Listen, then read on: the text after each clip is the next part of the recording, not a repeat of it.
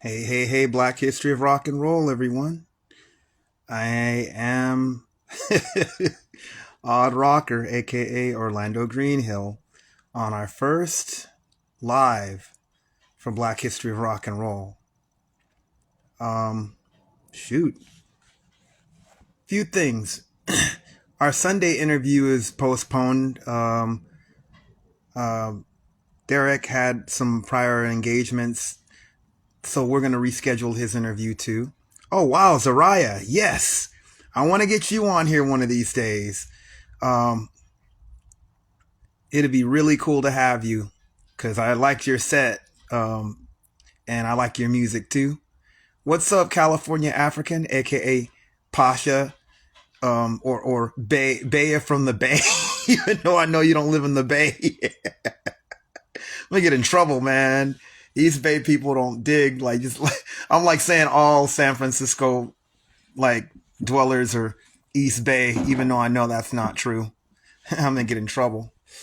Um, But yes, Derek will be rescheduling, and I'll get back to you guys on that. I'm gonna let you know about the other ones that are scheduled to interview as well. I'm waiting on John whenever he's gonna come up. So yeah, man, Mallory, what's up? How are you? This is awesome. Just waiting on Mr. Ellison. Hold on, all right? Oh, thank you. Yes. Oh, I love when you say that, Vea. Thanks for the nappy birthday greetings. I really appreciate that. Yes, on the 1st of November, it was my birthday. I am now a pleasant 49 and proud to be rocking madness with y'all. Hold on, all right? Yeah. Whew. Yes, I'm still celebrating. Make sure you guys get all of your freebies. So,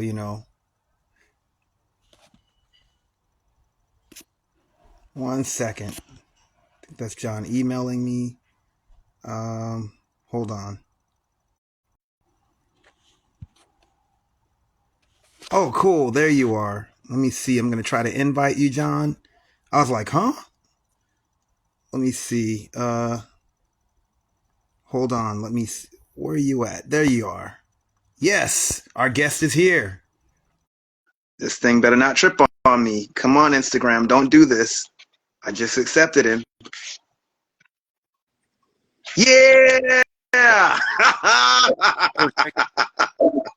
In the freaking house, man. John M. Ellison, musician, podcaster, just all around cool cat, OG AP brother too. Oh man, this is an honor, bro. Seriously. Thanks. Just as an introduction, John's probably gonna get pissed off that I keep like just throwing the accolades his way. I don't This mind. brother, I'm to embrace it. oh man, Well, how long this, can you hear me? this brother's knowledge of music. Oh, I'm sorry. What's up, How long can you hear me? I'm just curious. man? I can hear you. Can you hear Uh, me? oh, just fine actually. I guess I don't need these after all. Yeah, I'm. I know. I look at my ghetto setting. I was trying to be a little bit pro, but all bets are off now. Man, I ain't man. It is what it is. But You're cool. You are pro. Me, I'm pretty rugged, bro. Like I'm pretty like gutter. Like oh man. Hey, you see Bea? She's saying what's up, man. hey, Bill, shaking. Man, just as an introduction, how I met John was ages ago on the Afro punk community group. He went by the name of Ghetto Punk Rocker, That right? is correct. Man, and I didn't it's funny, I didn't see his face for like a decade. And then I finally like I think we added each other on Facebook or even MySpace back in the day, and that's how I ended up seeing this brother, and we just stayed connected, man. And dude, tell you want enough of me gabbing. Tell people about yourself too, man. I'm sure there's more. And there's a lot of things I want to ask and just say about you as well, but I'm sure people want to hear you. That's the questions my way actually. was kind of funny you mentioned that because there was 3 people on the board that no one knew what the hell they looked like. Being myself, Fast Eddie, and Rant. In fact, I'll never forget when Rant was actually at the Afropunk meetup in was it 05 or 06, and nobody recognized him because we didn't know what he looked like. He was like MF Doom. May rest in peace. Like it was actually my sister who happened to be there, and I'm really trying to choose my words here, outed him actually, said, "It's me, Rand." Like, "Oh, it's you," because we had no idea what he looked like. We had no idea. Funny thing about Rant, that brother, like you're saying, like none of us knew what he looked like, but this dude just randomly, like, he's all, I got something. He sent me a clock, and he sent me a clock with his picture, with his spray painted name tagged. Sometimes I'll write his name with the @ sign in the middle as an anarchy sign because that's the way he wrote his name. So I've only seen the top half of his face. I've never seen his whole face. I've only seen like the top half of his face. At the time he had like a mohawk dread, and it just showed the top half of his eyes and his eyebrows like this. What a character. Remember this Kingdom? What's that? Remember this rap group named New Kingdom? Say that again. Sorry about that. There was this rap group called New Kingdom years ago, back in the 90s, right? Oh no, I don't know who those cats are. He was actually in that group, Oh, for real? Or actually in one of the videos. And if you kind of have an idea what he looks like, you can see him. But it's kind of like it's one of those, if you know kind of things. But even then, I've seen the video so many times I still don't recognize him. But he said he's in there, so you know what? He has no reason to lie. So he told you, man. Yeah, Rant's a mystery, man. They're on the board, actually. The funny thing about it is it's kind of a connection too, because also I know Rant and actually a mutual friend, this guy named gentleman named Tom Bowker, who was Blowfly's later manager, right? Oh wow. And exactly. Yeah. But not me, Blowfly, actually. My friend Dennis Owens met him, and I'll let Dennis tell you the story. Shouts to Dennis Owens. I featured him on the page as well. Dennis Owens is, yeah. I'll just say this: Dennis Owens could tell you the story. They hosted him. They hosted him at a show, but that's a whole nother story. But yeah, I understand why you say that. I'm still working on it actually, right? But it's like it's one of my favorite ones. So like kind of this kind of Blowfly-esque kind of project actually, right? But it's a bunch of Disney songs. Don't ask what I did with Eye to Eye. Don't ask what I did with it. Man, it's a side project. Don't ask what I did. The song "Pegged" by Steely Dan, actually. Oh Lord. Yeah. And Steely Dan. Talk about bands with interesting names. Interesting parallel with Blowfly, but yeah, he's definitely an interesting character. I've never met him, but like my friend has. So absolutely, so like but yeah. So it's like it's kind of funny. Usually I'm the one actually asking questions and everything, actually, Yeah. So I have a question if you don't have one. Like, I just thought I would stop gabbing because I could go on and on about you. I don't mind that. I don't mind it at all, actually, right? It's kind of like, I don't mind it at all. Learn to embrace it nowadays, So what got you into playing music? I'm just curious, like, what were your earlier influences as far as like just you being a musician, and just why did you choose the guitar, and what are the other, if you play any other instruments, what are those? Well, let's see. It's kind of funny actually. It's like I was really bad at piano actually, right? And also I'm terrible at flute. Every time I try to play flute, it sounds like a little kung fu flick actually, right? I don't know, guitar always spoke to me anyway. I remember the first guitar was like the acoustic guitar I got for Christmas actually, right? One thing I learned is this: never put it next to a heater air conditioner vent, because that would just turn to a washboard base. That's the one thing I learned actually. Oh. Hey, I didn't know. So then I got an electric one around like for Christmas, like I missed the dates of when I was in 1999 when I was 14. I'm talking too fast. And the first riff I tried to play was Dragula by Rob Zombie, actually, right? Well, the main one at least. So this well, so I learned to play bass too because it's just two less strings actually. Right? I put it this way, I don't really play bass, I just operate it, if that makes sense or not. So I can put it that way, you know. But I need to scratch an idea out, then I was kind of playing on bass and everything. Actually, there's one project I'm playing bass on. This one project called Parker I do with my drummer Kelvin, right? And like this song's called Telephonic, I think. It's you can find it somewhere on Bandcamp named Parker. But I'm playing bass in there too because yeah, he asked me to play something. Why not? Wow. Who were your influences or major inspirations when it came to playing music, guitar, or whatever? Just I'm curious. Some of them I think I know because we've talked about it, but I'm curious just so the audience will know. Okay, simple. I'm gonna keep a buck with you. The reason why I picked up a guitar actually was probably I don't know. It's kind of funny. It's like there's like three different layers here. Like the first time I saw somebody play guitar actually, right, was probably remember the movie Jackson 5 American Dream? Nah, I never saw it. That was that the documentary? I mean, like the movie TV It thing. was a mini series thing. It was like way back in like '92 or '93. It was funny because you had Boyz II Men basically kicking they basically like roughing up Joe Jackson actually. When we actually that's actually just let's put it this way. It's just like but yeah, like but it's kind of funny. When first time I saw someone play guitar actually, right? They were playing with a bow, we didn't realize so I was Jimmy Page. I was like 3 or 4 when I saw it. I was like, that's pretty cool, right? So like but later on when I really got more into guitar, I was like I would definitely would be Frank Zappa and also like Eddie Van Halen too, actually, you know. Also Jimi Hendrix in there too as well, got Tossman as well. Also Eddie Hazel as well. So it's like a lot of guys that maybe want to pick up guitar and just write stuff out, you know. So guys like that and whatnot. But I say Zappa's my biggest influence, you know, and inspiration at least, you know.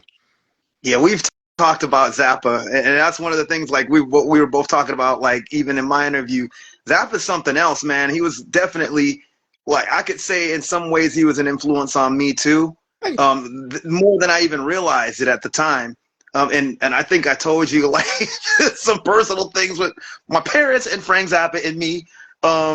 Like basically, like I was pretty much bought into this world listening to Frank Zappa.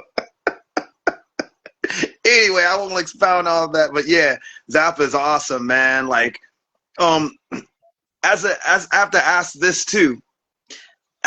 As a youth, like, what were you like? I mean, as far as into music, and did you get any opposition because of the music that you listened to? And I'm just curious, especially being, you know, like just your background as a youth. You know, I'm just curious whether it be by your like friends, family, or just cats like outside of the culture and stuff too, or inside of the I'll culture. put it this way. It's like I kind of stayed to myself really pretty much. I thought I was following you. Oh, that was following you actually. Let me follow you after this at least, you know, make sure. I'll put it this way. Like it's like luckily our parents were really good ears. I mean, since they're both DJs, you know, not right. So it's like you know, in the house you have like James Brown and Iggy Pop next to each other. You know, you have John Coltrane and the Doors. You have basically Alice Cooper album, the Kiss album, Gil Scott Heron album, right? So you have pretty so our parents really good ears and everything, right? So it wasn't like a big deal per se, you know. Like it's like but it's like I kind of say to myself. But one thing I realized that I don't really. I'm going to sound like a real asshole when I say this, but it's one of those things like he's not wrong. Just what you want to say. I don't like talking music with regular plebeian motherfuckers. I just do not because I just really don't because it's just one of those kind of deals where it's like you gotta explain stuff and you place. It's like it's like a roll of the dice pretty much, right? Some really kind of scare stuff they might dig. Some other scare stuff might horrify them. So all it depends and varies, you know. So it's like, but when you find basically said tribe, you know, we put someone on something. It's a really good feeling, though. Don't get me wrong, though. But it's like I try to kind of like just, you know, it's like you have to kind of use the DJ mentality, saying like, well, if they like this, then you might like this. If they like that, they might like that. And sometimes it's right, sometimes you're wrong at it, right? And it's just one of those kind of awkward deals, pretty much, you know. So you know, it's like inside or outside the culture, actually, right? It's kind of funny because like, well, it's basically considered inside the culture is the mainstream culture, right? So it's like, you know, it's one of those kind of things, one of those kind of deals where It just depends and varies. Like you just gotta basically trust it hits the right ears, if that makes sense or not. They can be very jarring if it hits the wrong ones. Man, but as far as being a musician though, like, and especially just to be specific, and I know some people are like, well, why does it have to? No, I'm gonna keep it 100. Being a black musician, playing the music that you do, I mean, have you ever, even if you haven't, have you ever noticed that there's been any opposition towards that, or the fact that like you're looked at as an anomaly when it comes to that, or even if you don't care, I'm just curious because I'm sure you probably don't. Otherwise, you wouldn't be playing the music that you do. You know? Right? 50-50. Like depends if it's like the first open mic my band did, right? One thing was like I was kind of nervous about it, but then one thing I discovered this though. When people are drunk at the right, when you get people at the right zenith of drunk, pretty much, they're pretty open minded, you know. And also, if you sound good no matter what, you know. And sometimes the crowd could be complete, complete utter, just very dry and drab. Actually, right? You can put everything out there, but it doesn't matter. Like, okay, like for example, a recent show I did, my band, everything. It was outdoor kind of deal, over Porch Fest, right? The crowd was basically a little stiff and everything. I felt like, oh, I guess they don't like the kind of music we do. But then another iconic go-go band in the area. It's like if you're hip to go-go, basically you understand the soul. The guys that paved the way and everything, right? Bottom line is this: Soul Surfers, they played their asses off. Like it was amazing, right? The crowd barely moved. It was almost like they were playing for like cardboard cutouts in the wind because it slightly moved. It was that kind of deal, right? So it wasn't them; it was literally the crowd. So it's like sometimes, it varies on the audience. So sometimes, basically, you have a bad night, actually, right? But like so just got to chalk up experience. Just look back in the memory and just and move forward to the next gig. So you can do. Wow. Have you ever played with any go-go bands? I mean, like just in bands like that, being from like where you're from. And how big is that scene? I met one guy that was telling me some interesting stuff. He talked about I'll put it some some aspects of go-go as if they're actually like crews that are kind of going against each other. Is that right? I mean, that's what he was telling me. I'm like, what? like I'll put it this way. Like, okay, go-go is as important pop into the area as G-Funk was back in the 90s on the West Coast. It's a lifeblood. That is what I'll put it this way. Basically this DMV area, I can say basically we gave them three things. I would say basically gave them doom metal, shout out the Pentagram. Yeah. We gave them emo. Yep. Sorry, about that. And we gave you a go-go, and also like we also contributed basically. Also, don't forget Duke Ellington literally has a high school named after him here. Huh.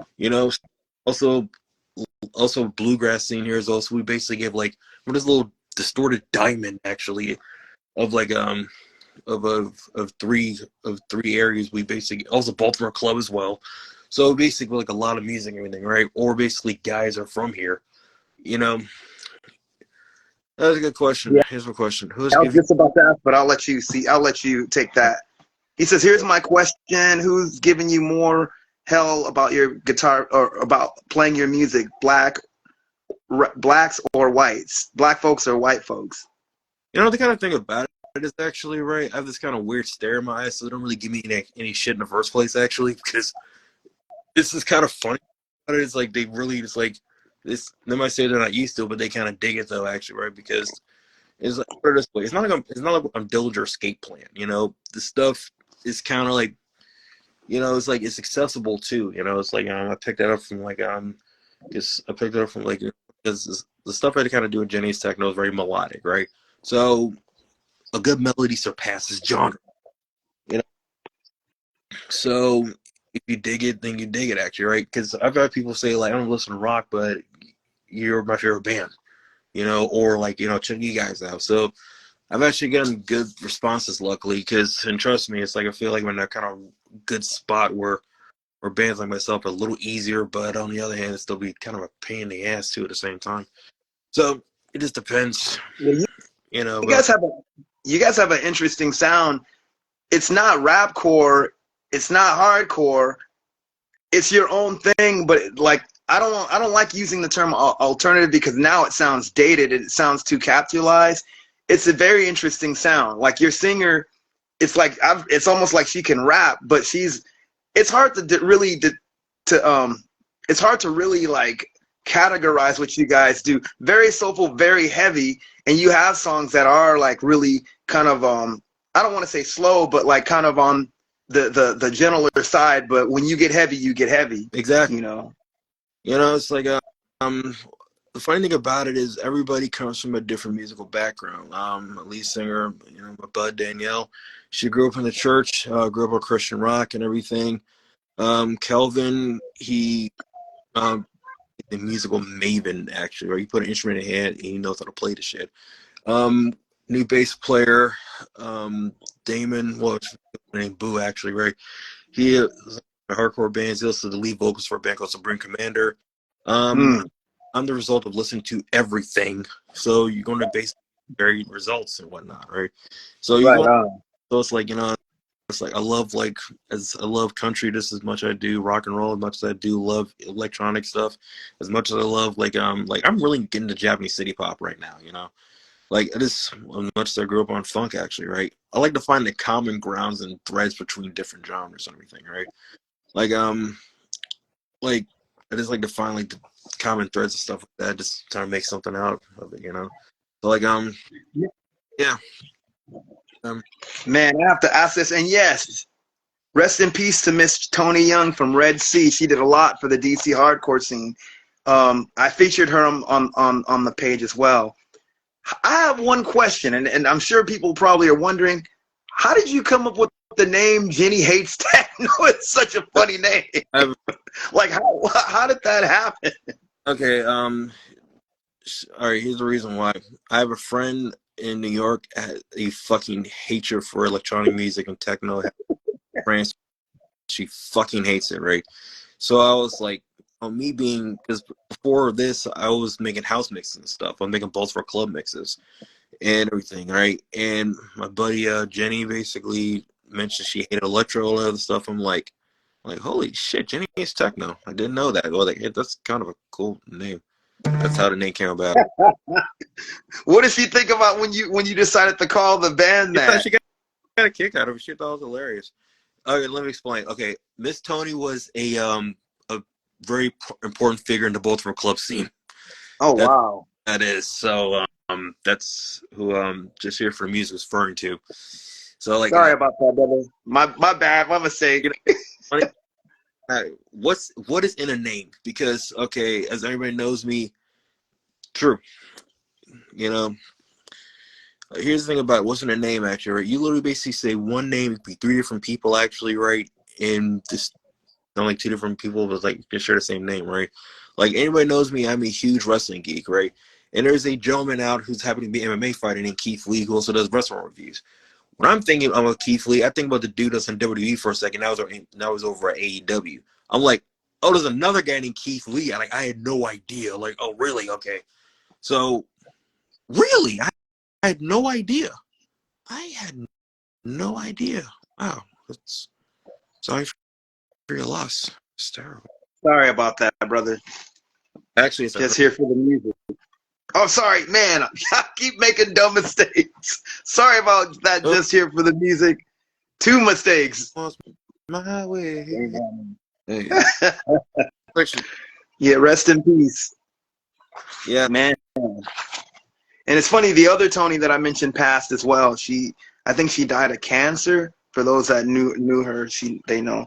Tony Young from Red Sea, and I think she was in Peer Pressure with David Byers, a part of the DC hardcore scene.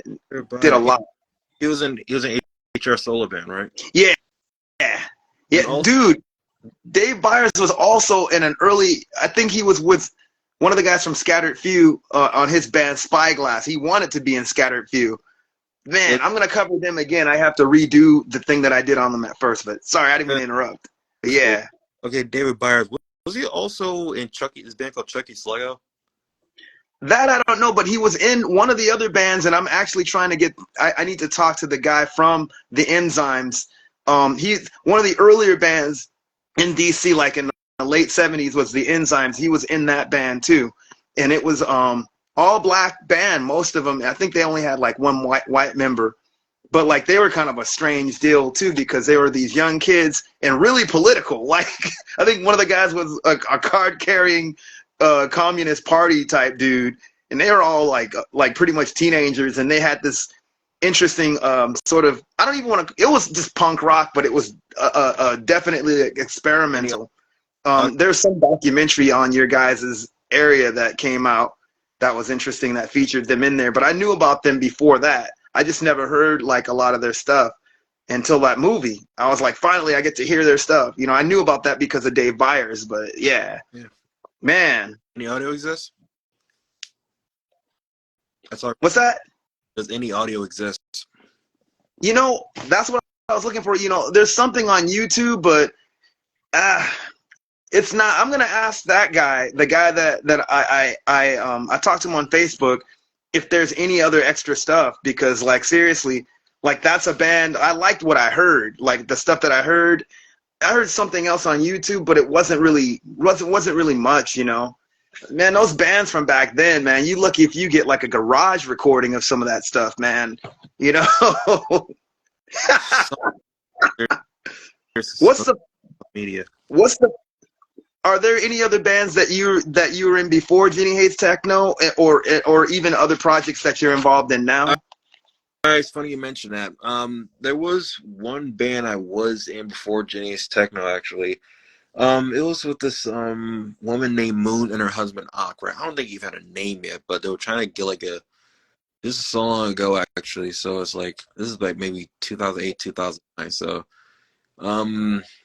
basically asked to play guitar. I was hooked up with it by a gentleman named Boston Fielder. I know Boston. Yeah. I was in his band at one point. I actually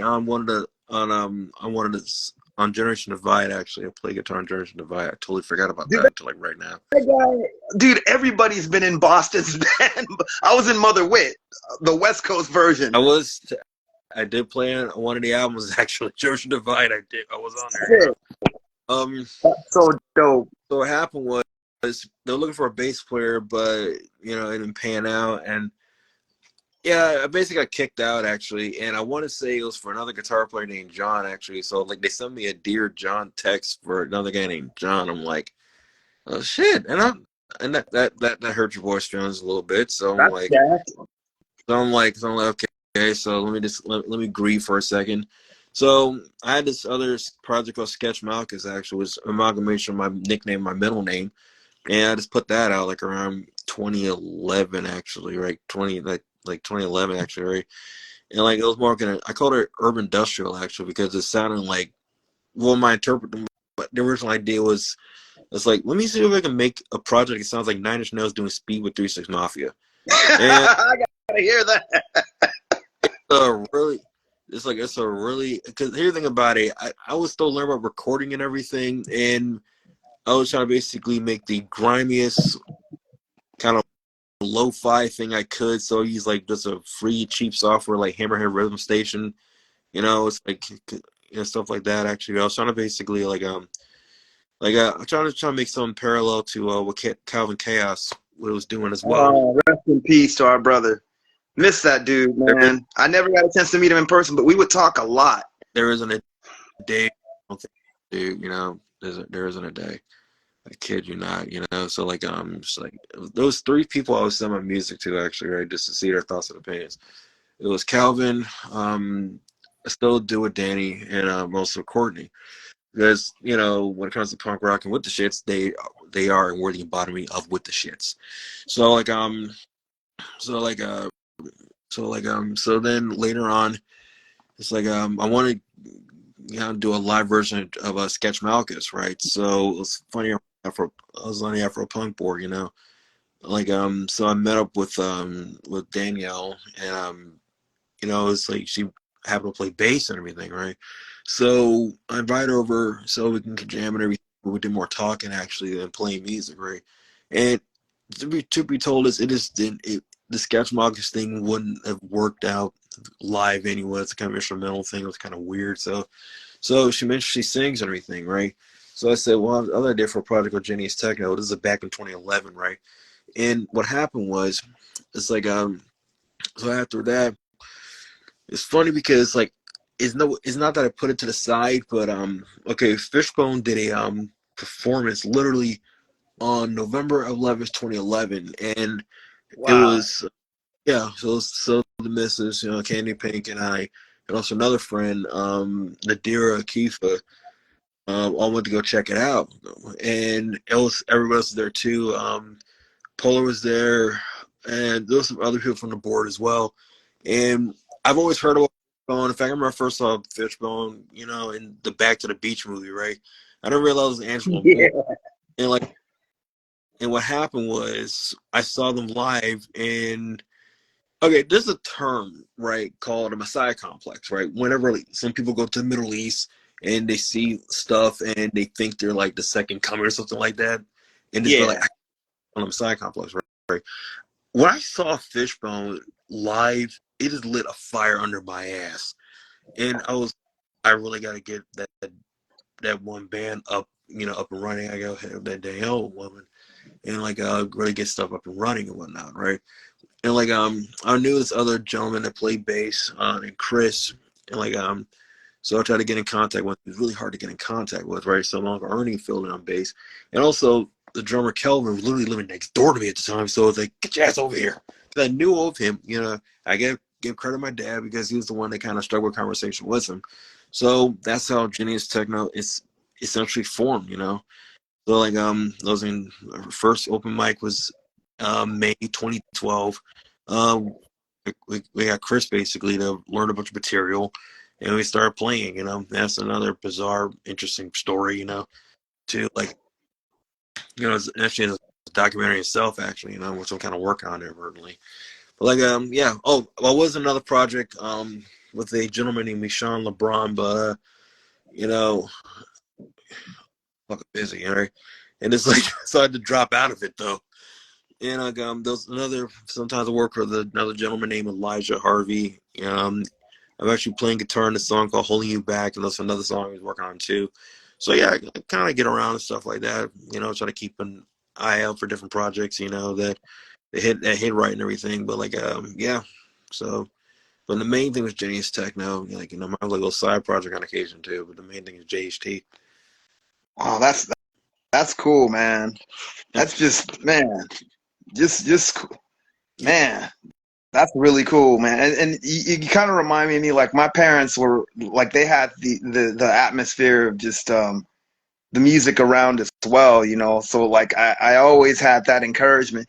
And to be honest, it seems like from what everybody tells me, that's not always the case. At least like when I was coming up, like usually parents wanted to keep their kids away from music because they thought it was something crazy, like but my dad, like yours, like he was involved in music and he encouraged it, and I think that's the reason that I play. I What would you? I'm sorry. I usually tease my dad, say, you've been smooth jazz, right? I just like to kind of piss him off a little bit. Just I like to tease him a little bit about that. Of course he didn't, but I like to kind of troll him a little bit. But as you were saying, Man, what would you say as far as like, man, this is more of a musical question. go What would for you it. say music has done for you as a person? Just like how it's helped you and just how it's like what it's done for your life in general. I'm just curious about that. That's a really I don't know if that's kind of a weird question, but good question, actually, right? Trust me, it's like, I usually kind of throw like kind of weird Darwinian questions anyway. So it's like, it's like, it's me getting, I guess it's sense of fulfillment though, when it comes to creativity and everything, right? Like you have the opportunity to really indulge to a creative project or whatever it may be, and you actually have the opportunity to do it though. It's a blessing. I mean, in this in society right now, actually, it's not like you can really just go find like 3 or 4 people and start a band anymore, right? Because everybody's working their asses off, right? And also time is of the essence, so like people working 2 or 3 jobs to fucking survive.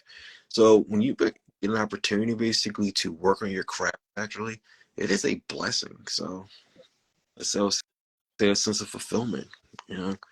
Like I met a lot of really cool people through basically through playing music, talking about stuff. Like it's kind of funny where like one thing I discovered about this, you'd be surprised how many people it's like that are like it's like have like this having a obscure taste in music and they're surrounded by people that don't understand or know that. So when you find somebody's like, well, how do they know each other? Because they both fucking love Babber and suicidal tendencies, you know. And I'm the kind of guy basically where it's like, it's like I'm that kind of connection to that, I'm grateful for that as well. So it's like how do you know person A, person B? It's like because we dig the same bands. It's the reason why. It's like, Yeah, wait, yeah, music connects a lot of us. I mean, to be honest, that's how we started connecting. I mean, dude, Afropunk, people don't realize it. They look at the festival, but they don't understand like how much. And shouts to James Spooner, how much of a community that he coalesced amongst a lot of us. Because, I mean, yeah, there is a few black punks here and there that I met, or it was a not like a rarity to meet people. It's just a trip. That movie said a lot. Even if it didn't touch on everything that you went through, it touched on something that you went through, and I like the fact that he made a community, and that within itself had a lot to do with music. I mean, I'm curious what you think about that, especially because we're both a part of from that early community, and just as artists as well as just music fans, we've all connected. yeah. I'll put it this way. I met the best people in my life really from that board. Like seriously, I'm some of the best people I've met. I consider close friends and my dearest friends to this day. I literally met through the board because listen, I'm from fucking Temple Hills. Actually, it's not like you can go up street basically find some guy in the bad brains. It's not exactly. Actually, it's kind of funny. Okay, it's kind of weird. One member actually was in Temple Hills, like literally like a couple of blocks over apparently, but like it's like but you know it's like not only we could basically hang out. Actually, yeah, I was actually in Nadira. Actually lived in Temple Hills, for a minute. So it's like we were hanging out because life is busy and everything. So but yeah, it was like but outside of that, it was really hard to find people in the area. So when you find a community like that and connect and everything, so we all head up to New York or CBGBs or whatever, right? And it's like, hey, he's like, I recognize you. Hey, it's like, hey, it's like, wow, it's like, wow, you're taller. I realized, well, you're shorter, like, or something like that, you know, like, shoot, it's like, so yeah, like I said, the most important people in my life, I literally met through that board, actually. So it means a lot to me. So like, and it's like, I've had a couple of opinions, actually. By opinions, it's almost like, holy shit, kind of opinions, basically. Am I going great on Twitter, actually, right? But like, a man's kind of a hobby. So like, it's like it was one, but it's like, but I noticed the ownership changed actually to actually it was kind of funny because literally I kind of predicted. I made a joke about this and I predicted it. The people that own Afropunk now own Essence Festival, right? So I What? was, yeah, the people that I didn't know that. yeah, the people that own Afropunk are the same people that own Essence. So Essence owns Afropunk now. And I literally Oh made a joke. boy. I'm sorry. Sorry about that. I had to. Whew. It's Wow. I'm gonna turn to Essence Fest because I was calling the thing Negro Cello for a while actually, right? But I'm Comedy. like, Yeah, I think I did hear that from you. I think you did tell me that people say once. that, I was like, you're welcome. You know, it's, am I wrong You though? did tell me that. Am I wrong though? It's like it was almost like it started like it's like I'm glad that there's a space for everybody, but it's like but even I was like I forgot what's it's another talented young lady. I forgot her name, but my sister's a big fan. I forgot her name actually, right? But why the it was for the Circus of Soul theme. I'm like, to quote Eddie Vedder, why? For what? You know? It was like you already have enough spaces already. It's like whatever. It's like I was about to make a really foul analogy, but I'm trying to be a better person actually. Like 20 I mean 39-year-old me too same analogy, but he's live now, so it's people get mad at things you say, you know, so I'll just try to be more polite. But like yeah. It's just but the funny part about it is the crazy part about it is actually it's like the weirdest irony was literally seeing like my cousin and his dad actually work Afropunk the lightning thing. I'm like, you're fucking kidding me, you know? Like seeing like an ex-girlfriend is dating your cousin. That's kind of what it was like, really, you know? It's like y'all have been estranged for a while, but it's almost like, hey, this is kind of awkward. Okay, this is cool. Whatever, you know, but it's like I don't know, it's like shoot, it's like it is what it is, but as you were saying though, yeah. Yeah, I think it's interesting though, just because the one thing that I'm glad that still exists is a community that came from it, and meeting people like you, of course, Bea, Rosinda, freaking Timba. There's so many different people. We're all a bunch of characters to each other. That's the first board that I ever was on. That board, dude, that board had some funny moments. Funny moment. Just a bunch of characters. I forgot my Huh? vibrates when again. I forgot my phone vibrates when it gets like notifications, right? So like Oh it just man. falls over. But I gotta tell you, right, to everybody's credit though, there were like 4 like crews that really put it on for Afropunk. Actually, it was the West Coast crew, the Chicago crew, and I was in a New York one too, I guess actually, and other ones. But Yeah, there's basically, some cats in New York. I think Gollum was in New York. Beating It Dread was in New York. Um, uh, you know, Tape Deck. No, Tape Deck was out here, I think. I know Mila knew Tape Deck, and rest in peace to him I too. know, right? Shit. Man. I thought Tape Deck was out of Chicago. Oh yeah, you know what? I think he did. Mila knew him, but I think Mila was out here. She was just, Right? man, I wonder where she is now. I think she was out here, but man, yeah, dude, that whole board had a bunch of characters. You know, of course, El Machetero, aka Danny, is one of the few Canadians. I think he was the only Canadian. Like, you Actually, know. there was more than one Canadian, but that's the only Canadian that came for. Wow. He's He's the only one that I can remember. Like, there was another one. It was Canadian by way of Chile. amazing story too, you know. And it's like they helped out. Well, actually, not helped out. They literally gave me this song that they wrote way back, way like maybe 2014, 2015, right?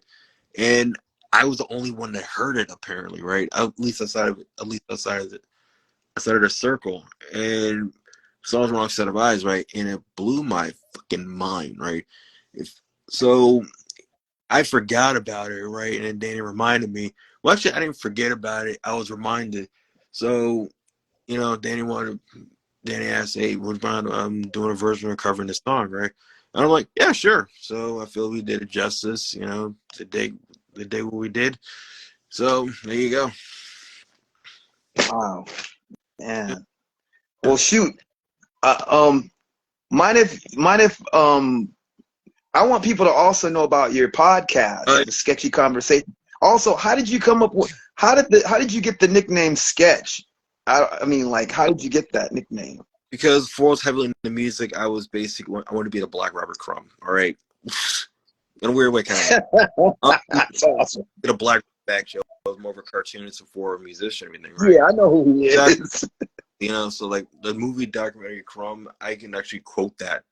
You know, shoot, it's like big inspiration to me as well. You know, so that being said, those literally I was part of this animation cartooning program, right?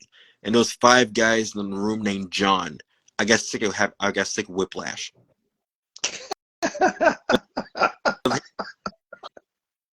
Oh, wrong one. Huh? Huh? Exactly. I got That's funny. I'm gonna start saying that. Oh so man. what happened was, and also it's like so I got the name Sketch because it's like so I literally looked down and Sketch like I said I was a foul mouth motherfucker back then. I still am now, but just not as much as I used to be. So I said, fuck it, just call me Sketch. This is me at 15 years old saying this. I got the name. Also, it's also a nod to this old video game called Comic Zone, right? There's probably 5 people in the world that remember that game. Me, my cousin Dominic, and 3 other people. Because no one remembers that game. It was really cool though. I really enjoyed it, right? And the character's named Sketch Turner. So I just kind of use that name actually. So this arrogant name Sketch actually, right?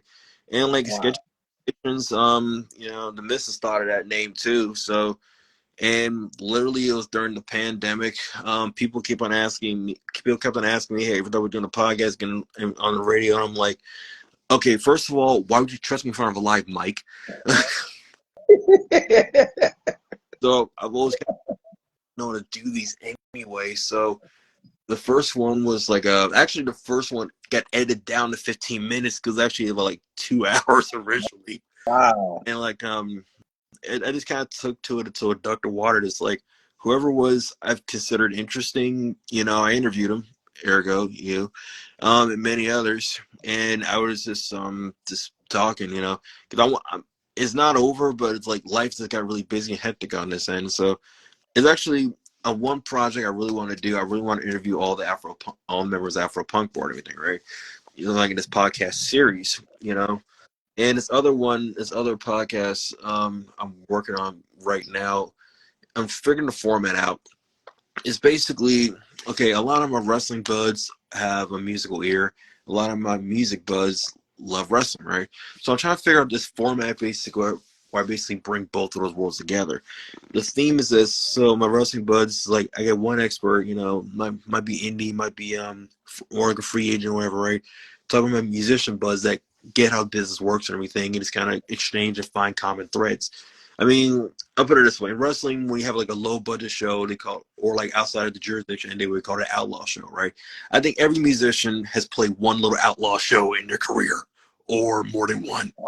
You know, I think we find common threads between that, and I want to basically have all of us basically do commentary on some wrestling match. Could be a classic one or some throwaway match. So because I wasn't going to do color commentary, or in my case, colored commentary, because just because like this is one of my main passions, right? Like shoot. So the 2 projects I'm working on because I was gonna have still have like 10 episodes of sketchy conversations I've written out actually, right? And a ton of episodes I did not release. There's actually one 3-hour one. I'm not going to mention what the guest was, but out of respect because I'll put it this way: it's one of those interviews where it was more therapeutic. And to quote Matt Stone from South Park, some things don't need to be heard from outside of ears, and it sucks because that's a really good episode, you know. But out of respect for her, I won't upload it. You know, like I might double back and do another interview with like a shorter one, but like I want to do that. But like those 3 projects in my mind actually, right? Because I've literally have like 5 episodes, well, like 10 episodes of Sketchy Conversation scripts written now. So I just got to find the time to do them. So there you go. Yeah, I know how that is. Especially, I haven't done any YouTube Black History of Rock and Roll videos because there's a lot of time that goes into it, and I get it. Even when I do the post and stuff too, like dude, I do research for a long time. Me and Samantha, another early Afro punk OG, always talk about that, and so I know what you mean by that, man.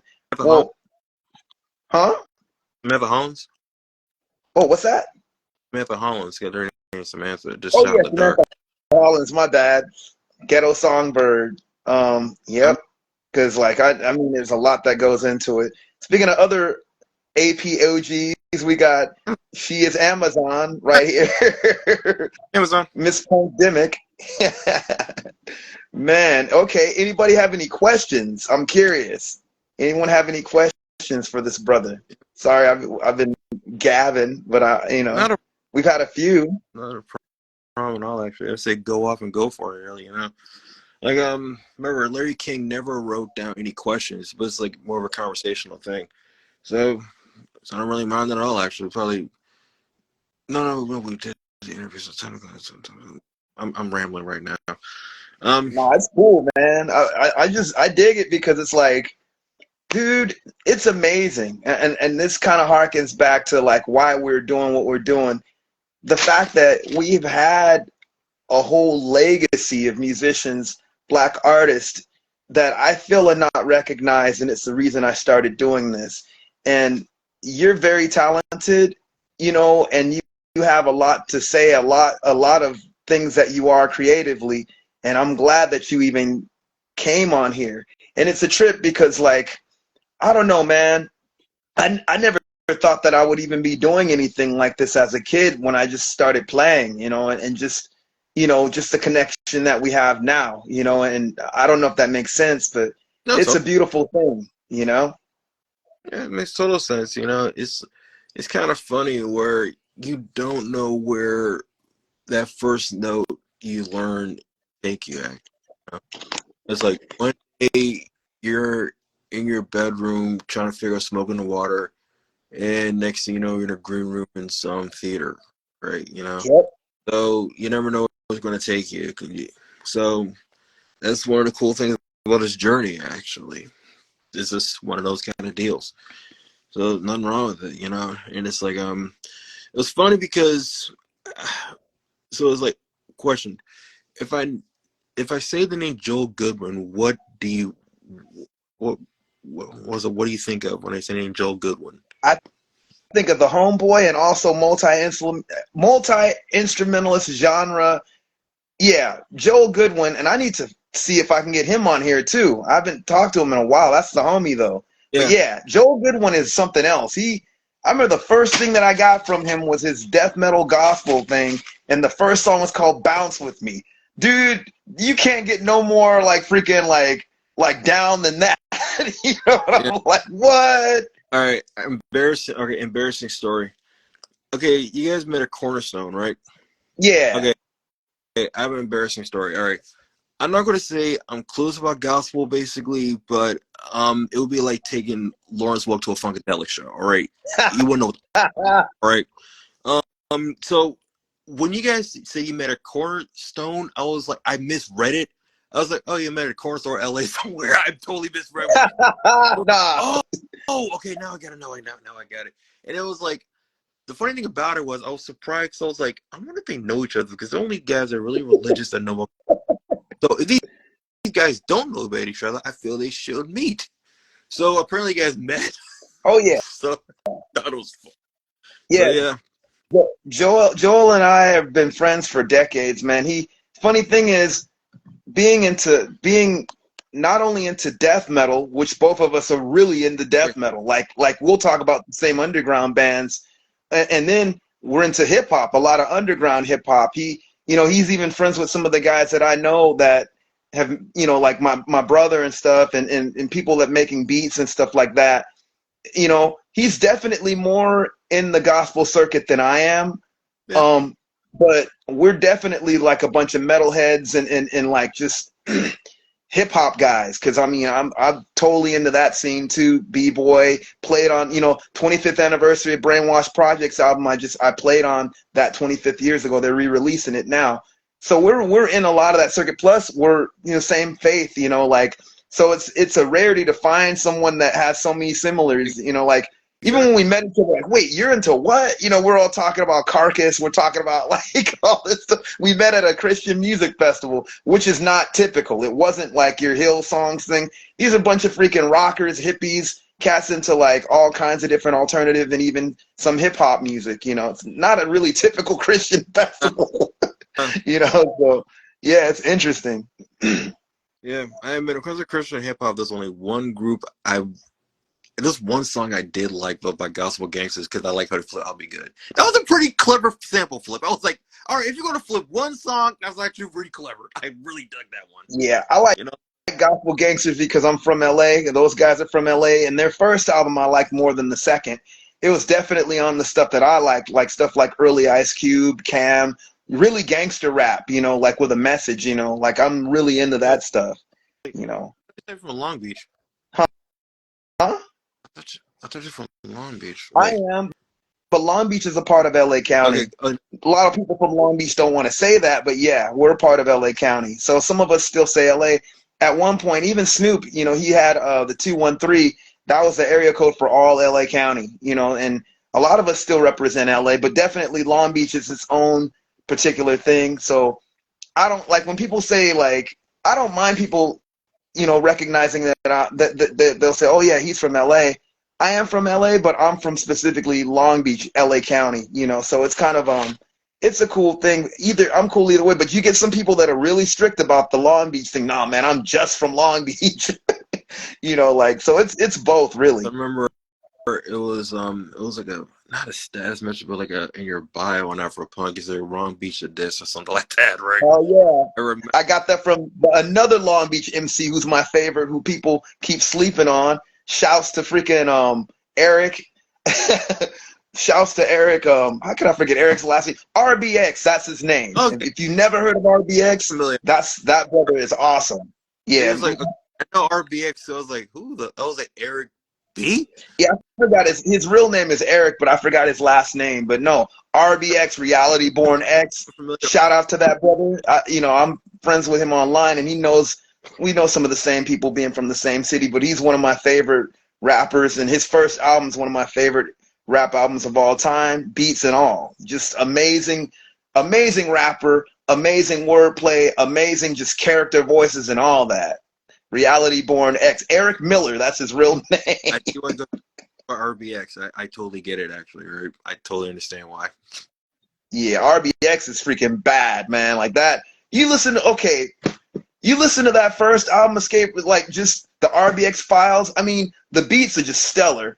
But the one crazy song on there, I mean, it's better than the Win is one thing, but Burn is like a psychological, dude. It's playing games on you, dude. Like you listen to that song, Burn, it's just wrenched, man. It's so good though. I I love that. That whole album is one of my favorite albums. gotta, I gotta, I gotta like really re-immerse myself into that, you know. So it's kind of funny because I'm like one thing on West Coast hip hop, I always think of like, believe it or not, really underrated horrorcore scene there. Believe it or not, I always thought it was kind of underrated. Yeah, and I'll tell you who started that here. Insane Insane Poetry. Insane Poetry was one of the first horrorcore hip hop groups back in 1991.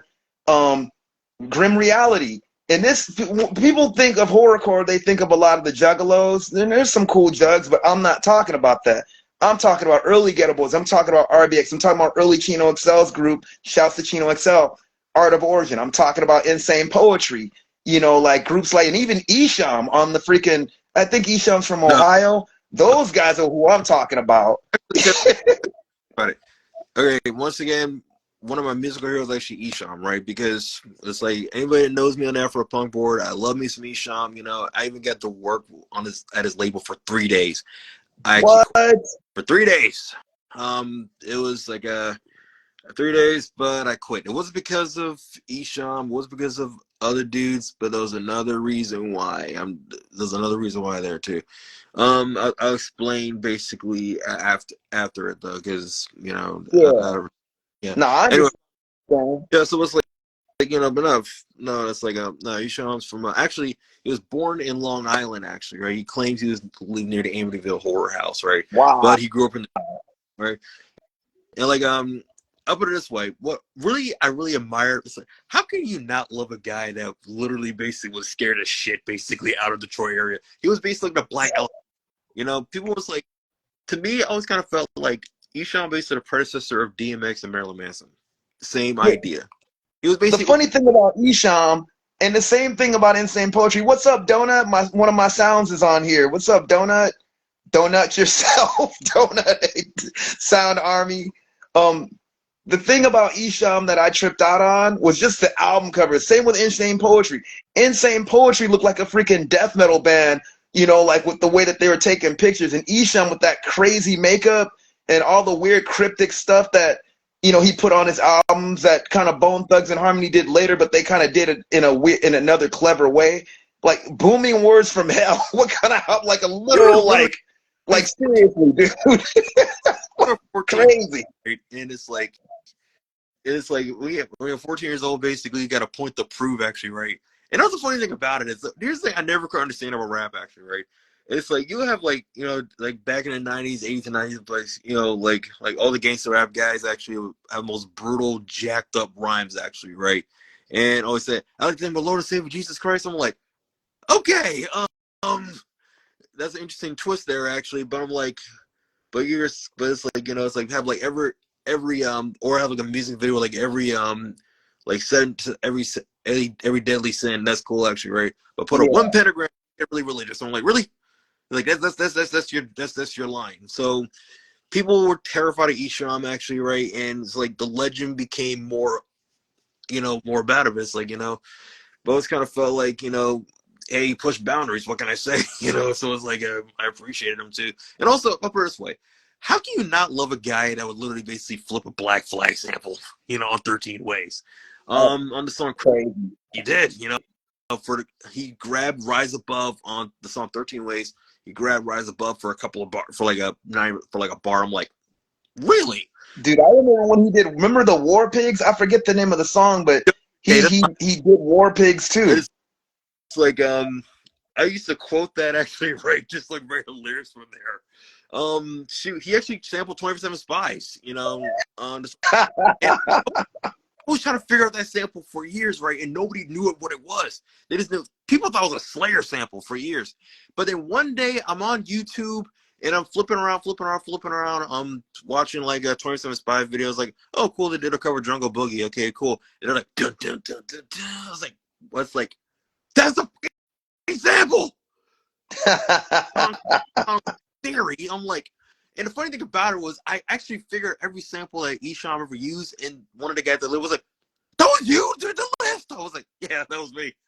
I was like, Man, they were like, how'd you figure it out? I'm like, I listen to music all day and also have a really vast ear, so it was also dude literally basically sampled friggin' Devo's too much paranoid. How can you not like a guy like that, you know? crazy, man. Yeah, Yeah, man. Shouts to Jimmy Hazel. Man, that's insane. Like, that's my dude. yeah, Esham he was a kid too when he did all that, you know, like Oh, like he's scared. He's like he was a little Bow, he was a little Cujo. He's got the shit everybody in the area. yeah, he was really like, I mean, people thought gangster rap was something, but that stuff, like, He's and I'll scared. be honest, I heard Grim Reality before, or you know that before, but I saw Esham's album covers, and I'm like, okay, this is something totally It different. was. Like, is this guy really on some satanic stuff or what? Like, what is this dude into? Like, it was not NWA or Ice-T. He's scared. It wasn't freaking none of that. You know, like, They do a show with Body Count. I think they did do a show together. man, You know, it, that's crazy. Even early Chino XL too, like Art of Origin. He was on the same thing, dude. Like that guy in the album Here to Save You All, when he totally went solo, you could hear all that stuff, you know, like, you know, and just in different ways though. Like it was horrorcore without all the gore, but just on some psychological stuff, but so it was the in a sense kind of like nihilism too, you know, like, he was like the true Alfred Hitchcock of hip hop. You know, not yeah. Prozac. But plus, Chino was doing stuff that Eminem got blamed for doing years later, like totally just dissing everybody and not care, and just like, what the heck did he just say? People were like, what the heck? Plus the senseless, like sort of nihilistic type, not giving a f, like definitely near horrorcore type stuff, you know? Funny. Man, All right, the funny thing about it was like all right, you ever heard the theory that Paul Mooney inadvertently created Juggalos? wait, say that Did you again? ever hear about the theory that Paul Mooney inadvertently created Juggalos? No. Now, I can break. Here's the theory. Okay, never forget. Okay, you know Homie the Clown from In Living Color, right? Yeah. That was in joke. What happened was it was literally something Paul Mooney would say, "Man, Homie don't play that," right? So literally, it was one of the guys say, "What if we made What if we made Paul Mooney a clown? Actually, a birthday clown, actually, right?" So they basically had Damon Wayne dressed as a clown, basically be Paul Mooney-esque, Yeah. right? He did say that. I remember hearing an interview about that, but how does that? I got to hear this. Explain. So here's the thing. So okay, the other Isham album, Homie don't play that, right? He's Oh, told, right? And don't forget Insane Clown Posse. They were a rap group called Inner City Posse. They were also a gang too. There was like 40 of them, and only 3 exist. Only 3 survived because they were either killed or basically ended up in jail. So there's I only didn't 3. know they were a gang. That's crazy. It was one of those kind of things. Hey, let's start a gang. It was 40 of them, then it drove it down to 3. So it was Shaggy 2 Violent J, and I want to say Jock Kickass or Greasy, one of those guys, right? Bottom line is this: they were so Inner City Posse, right? So the story was that they saw, but I think that there was a possibility where it had like a guy, basically like a clown mascot, right? But no, before that they saw Esham's, you know, Home No Play that EP, and they started putting the clown makeup, right? So in a weird way, it wasn't for that sketch on Living Color. The Juggalos probably wouldn't That's exist. insane, man. So in a crazy way of 6 degrees of separation. So yeah, That's it's a insane. theory. So I don't know, Clown Posse. Um, yeah. That's just funny because now they were considered a gang buddy FBI, but I'm like, if you have Juggalos in your area, then you really don't live in that bad part of the town, actually. Nah, Juggalos seem to be real chill. I mean, they just like violent music. I mean, like, Exactly. You know, I didn't know that ICP started as a gang, but from what I understand, most of the Juggalos I met are pretty chill. You know, like, they are. there's only been a few of them. Like, So yeah, I did try to book a mini gathering. Actually, I literally hit a Fago actually for sponsorship. They were, and I did get the number for their road manager, Rude Boy. Right, I didn't know it was his personal number. I thought it was like literally like an extension number, so I can get promotional items. I get customer. Well, I forget what it's called, Rude Boy first of all.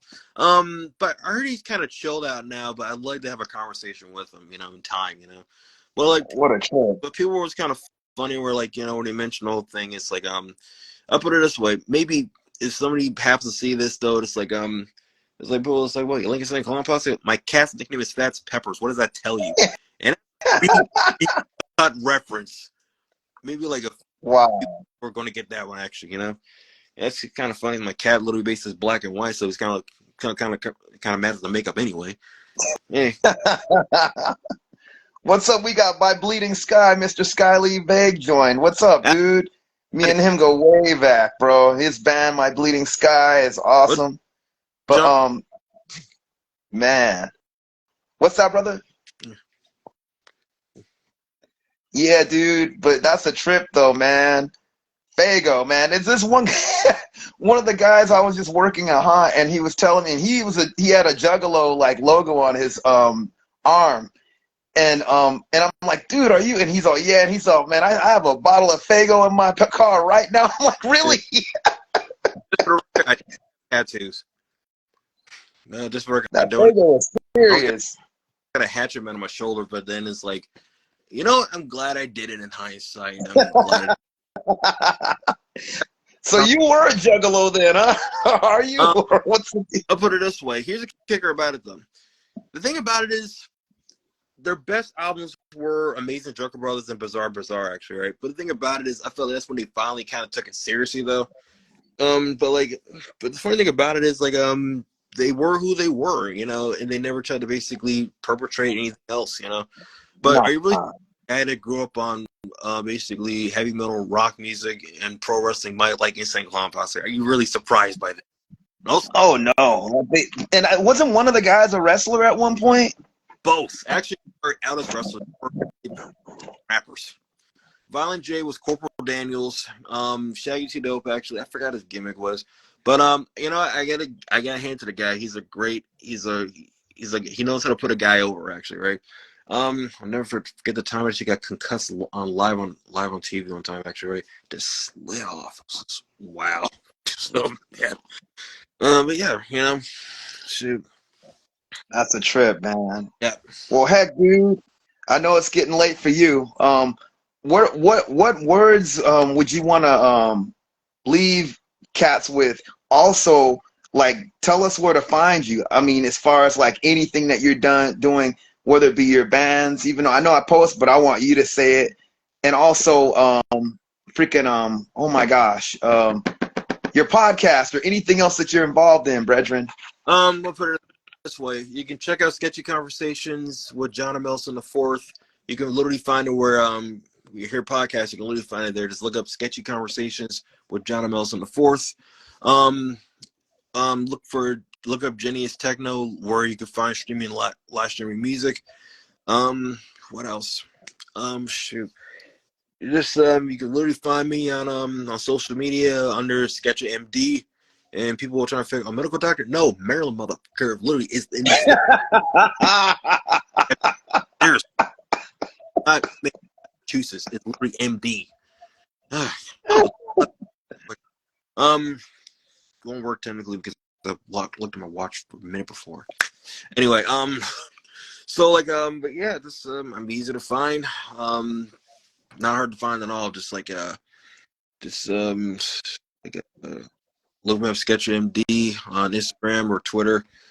Okay, for Carrier Pigeon, I'm not difficult to find. You know. So yeah. Man, I want to thank you for letting me, because I know it's late out there. I just lost track of time. I'm like, dang, let me make sure this brother's all right. I forgot what time it was, and we've been going for a bit, you know. And I really appreciate you, man. Dude, you're the first batter up, brother, for celebration of this month, and hopefully we'll keep the momentum going, so it'll be an ongoing celebration. Black History Rock and Roll Month. I'm the first guest. It can only go up from here. Oh man, we're all in the same gang, brother, and I'm honored to have you as the first guest. And thank you for. Thank you. I know it's late out there too, so I really appreciate you, bro. Like seriously, you know. And one of these days we're gonna hopefully jam out. I got to get out to DC if you come out to LA. Me and Joel have been trying to jam for since we've known each other. It's never happened. Buddy Dev said, "I want you to do something." It's like we've been working on stuff, but we're both too busy motherfuckers, right? So it's that's like he stays busy, he stays working, you know. Seriously, yeah, he stays working. So like, I was really happy that I saw them. Him and his wife Tiff came out. By the way, tell your girl I said what's up too. I forgot to say what's up to her because you mentioned her earlier. She just came in literally earlier. That's what I was talking to actually, right? So I'm only talking to people inside the room, actually, right? You know, actually, you know.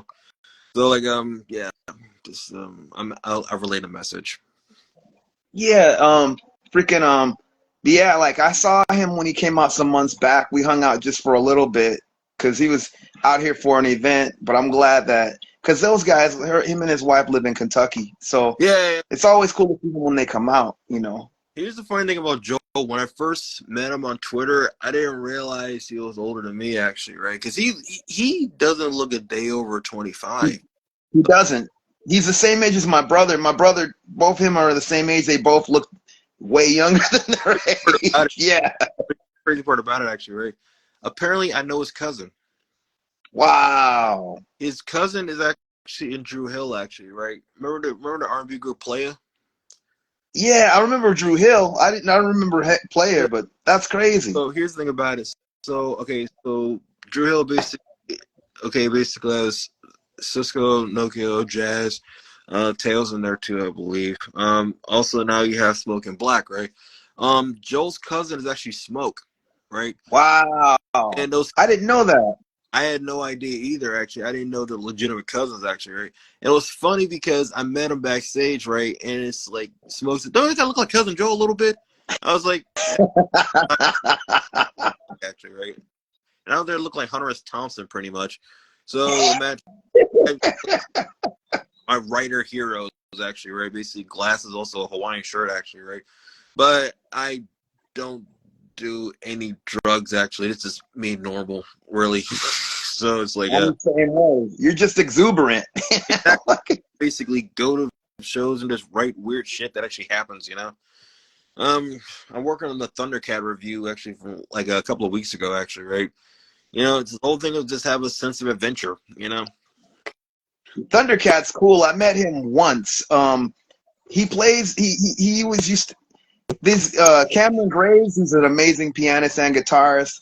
I wish I can get him on here. He's always busy. I talk to him about metal whenever I do talk to him. But him and like Tony Austin and Kamasi used to play this piano bar. So I met Thundercat there. I think he was just chilling. Like he just came up and he was really nice, man. Like I'll never forget. Like I like meeting cool cats like that. He's an incredible player, but he was just there just to say what's up, you Who know. knew Yeah, the guy man. from suicidal tendencies will end up becoming Thundercat? I forgot he was in that. I think isn't his brother in Suicidal too? I think they both were, but then they left actually, right? But like, yeah, they were in suicidal tendencies. But listen, if you're going to be suicidal tendencies, this says something unconsciously. Your rhythm chops have to be up to snuff. All right, Yeah. that's like inadvertent kind of thing. It's like some say that's like I went to I went to Juilliard. I went to what's the school Thomas Pritchard went to? Berkeley. I went to Berkeley. I played suicidal tendencies, motherfucker. I was like, okay, shit, sorry, your chops will be impeccable. Yeah, it's a trip how many like people don't really understand how many great musicians have gone through that band. I mean, dude, Robert Trujillo's a sick bass player. Yes. Look at freaking how could I forget Rocky George? I mean, and that drummer, the drummer that they had after the original drummer, not well the original the one that was on the first album, even though he was good too. But that drummer after that, I'm like you listen to their live stuff, I'm like, dang, this guy is a killer. I forget his name, but man, yeah, they've always had some really interesting players. Mike, after especially their hardcore thing, he got like just cats that are really into playing different styles, I guess. Even though like their stuff seems a bit more basic, but it's the way that they play it. It's just crazy, man. I've always jokingly said that suicidal tendencies was like the flip of Sly and the Family Stone in a weird way. Here's like you have like the whole idea of Sly and the Family Stone is this interracial rock band, this interracial utopia of musicians. What is suicidal tendencies? It's literally basically a bunch of black and brown guys and one white guy actually trying to be a brown guy, coming together, basically making balls to the wall hardcore. That's really what it is. Oh yeah, man. Oh, there you go. Yep. Same idea. Oh, old school hardcore band. I mean, they were the ones that kind of. I mean, you know, Mike's from Venice, so being a skater and also growing up around that side of Venice, you had a lot of sort of that, like what people might call kind of cholo type thing going on, you know, and a lot of those guys dressed like the neighborhood, that some of them were just kind of outlaw surfers too and skaters. Which reminds me, you do a lot of interesting impressions and you have me dying laughing. I'm actually now actually, and it's like, it's like I'm not gonna do it. I'm gonna do it live, actually, right? I've turned. Okay. I'm a different person than I was 5 minutes ago. I don't want to get in trouble. I was dying laughing, man. Oh man, you had the ones that you did. That was just perfect. They're not hard, actually, right? I just been listen. When you kind of stay solo to yourself for a lot of years, you got to find ways to entertain yourself. Pause. But you know what I meant? Comedy. No, I knew what you meant. I didn't even think what you thought I thought. You're funny.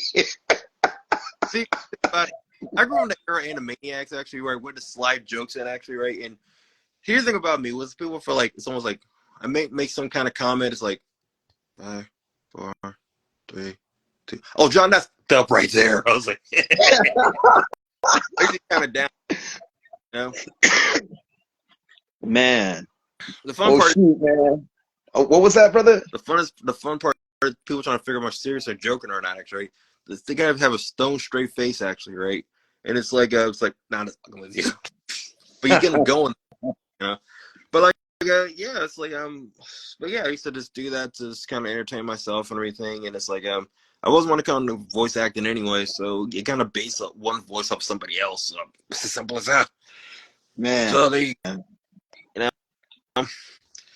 it's the nuances of those guys. It's the hard part, actually, right? I'll put it that way. You know, you do really cool. The impressions that I've heard you do are amazing. Thank you. Man, I know it's getting late, and I know a brother got to go to sleep. It's probably like 12 midnight where you are right now. It is 11:20. I'm surprised I'm still lucid, actually. You know, man, I'm gonna let a brother rest. I get it, man. But thanks again, John. I really appreciate it, brother. I really appreciate it. Get easy. All right, bye. Man, Black History of Rock and Roll, Black History of Rock and Roll Month. We got John M. Ellison, the fourth. I didn't know you were the fourth. That's awesome. That's why I threw it up, actually. Throw it up the fours. Yeah. Wait, I gotta do it the other way. And yeah, man. Funny, people think like, Thanks again. like, no, it's a reference on the fourth of my family. It's a little pose, actually, right? It's like, no, it's like, or if I gotta throw it back to old wrestling ref, the Four Horsemen for life. That's what it really is. It's a not. or for Martin, bro, man, from the fifth floor. You know, about it, Mark Flores literally basically is from Palmer Park, actually, right? I'm like, why did they make the show from Detroit? I'm like, there's nothing Detroit about him. There wasn't one what up dough in the whole show. He was literally from PG County. That's funny. I didn't know that basically it's like, okay, what's the big deal about him? I know five motherfuckers just like that. Oh, he gets joke structure. Okay. I mean, it's also funny too, but it's like, that's what guys from the area like. It's not a I didn't realize that the show was in Detroit. That's one of my favorite shows, though, bro. Like, look at his face. It's like, I was said in PG County or DC or something, even Baltimore, even though it's kind of a different thing. It's like, I'll put it this way. It's like comparing basically PG County to Baltimore, even though, yes, it's still Maryland. It's like comparing Oakland to Long Beach. Two different cultures. Yeah. You know, I mean, let's see. Bay Area, thrash. LA, glam metal. So it's very different cultures. Like, even I kind of noticed that. I took an observation like when I was in Cali a while back. But yeah, I kind of noticed, yeah. Anyway, yeah. Just like yeah. Well, thanks again, brother. I really appreciate. We're gonna be signing off, and you guys, you know, check the brother out. He's real cool and just a talented brother. And thanks for letting me have your time, man. Peace and blessings to you, John. I'm sorry, man. I know. No apologies needed. You're good. Man, we got to get Joe. Yeah, one of these days, me, you, and Joe are gonna have to rock out. I don't know how it's gonna happen, but you play bass. Man, I also play guitar, actually, right? We're all multi, man. I play bass, drums, and guitar. I'm probably a better bass and drummer, though. I literally sound like a fish out of water behind drums. Man. Yeah. Yeah, but you rock, man. Thank you. But dude, well, thanks again. I can't, man. I feel like there's so much. Like, I feel like there's more that I want to say thank-wise, but like I feel like I don't know what to say. So it's beyond thanks, man. Like, I really appreciate it. Back on episode 15, episode 20, you know, do a return, basically. Most def. We got to do like you're saying, the Afropunk podcast, man, that you're gonna do. Yeah. I want to do something like that too, man, just to talk about those old boards and what it's done, you know. And just, you know, I know Rosie and Jeff. I'm supposed to hopefully have Rosie and Jeff on to talk about the LA underground scene from like the 90s. So that's kind of another Afropunk like OG reunion, you know. But man, but I'll see you, man. But thanks again, bro. Take it easy. Peace. Peace. All right, you guys. We got brother John M. Ellison. We're signing out. Peace. Take it easy. Peace.